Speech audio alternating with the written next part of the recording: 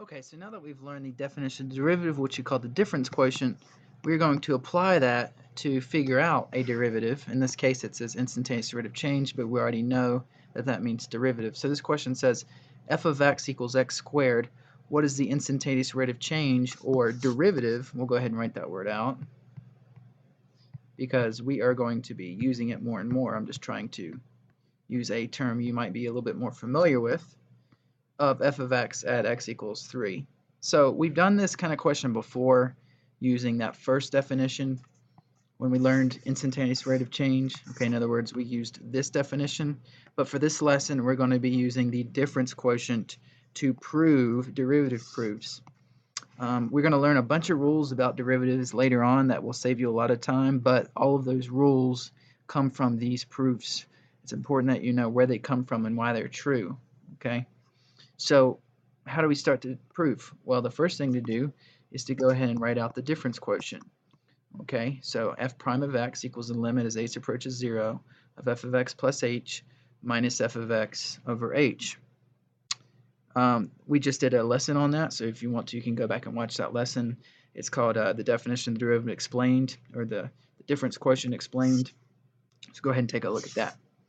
Once we write our formula, we are going to determine what f of x plus h is. And so this is actually pretty easy. If f of x is equal to x squared, then f of x plus h would just mean plugging in x plus h wherever there's an x squared in the formula. And yeah, sometimes you do have more than one x, and if there's more than one x, then you would plug in x plus h each time. In this case, we just have one x in the formula, it's x squared, so we replace it with x plus h. So f of x plus h then is x plus h squared. It's simple. Okay, reason we do that is we're going to be using that in our formula. There it is right there, f of x plus h. Now f of x they already gave us, right? They said that f of x was x squared, so we already know that, right? So we're going to plug that stuff into the formula. So in place of f of x plus h, we're putting x plus h squared. That's what we figured out in step 2. F of x they gave us, which equal to x squared. And so that's it. For step 3, you're just substituting those expressions into the formula. Step 4 is certainly the hardest part.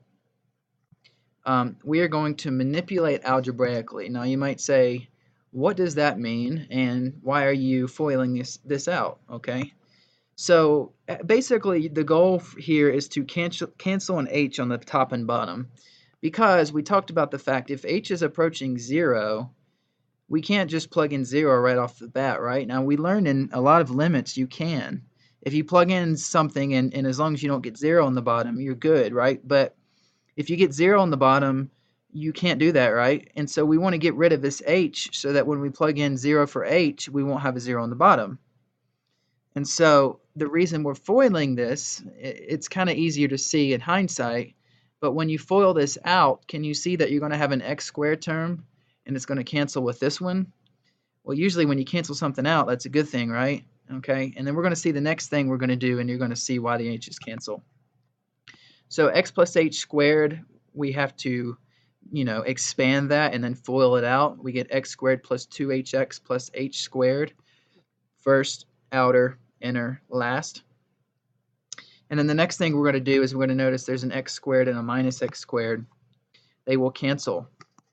Okay, so when they cancel, we're left with 2hx plus h squared. And notice now, every term in the top has an h.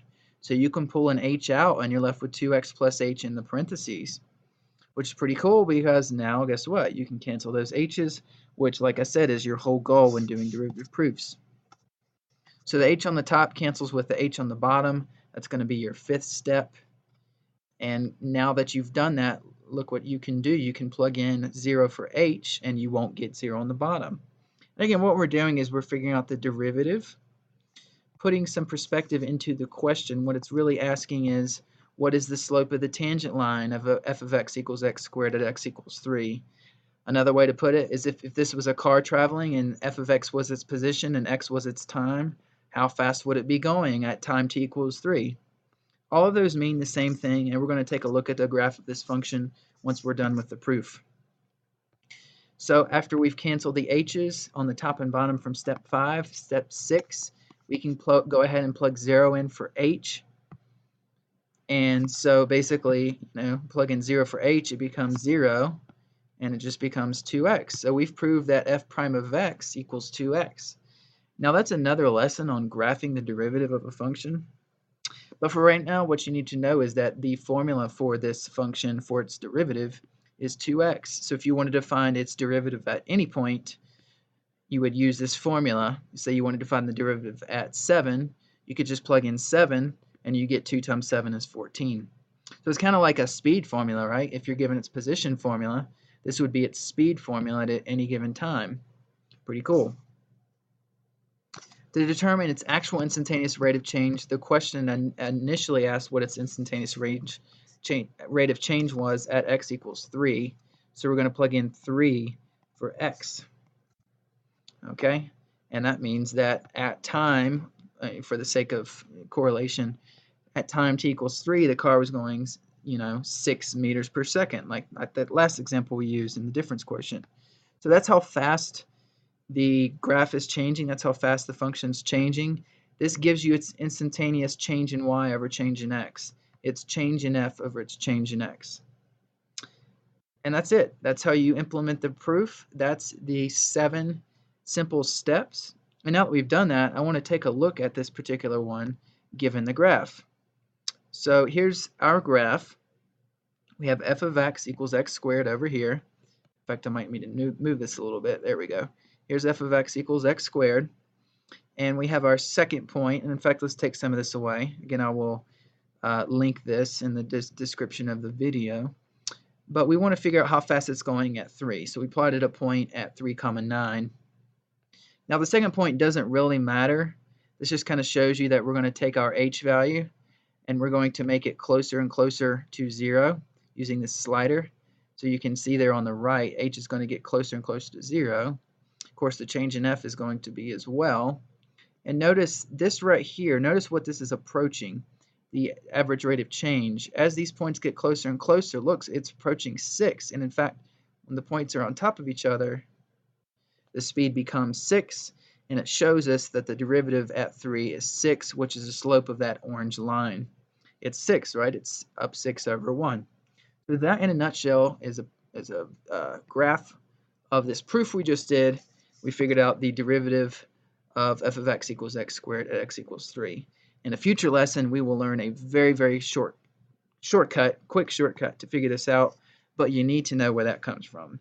In the next lesson, we will learn a proof dealing with square roots. If you have any other questions about this derivative proof, let me know.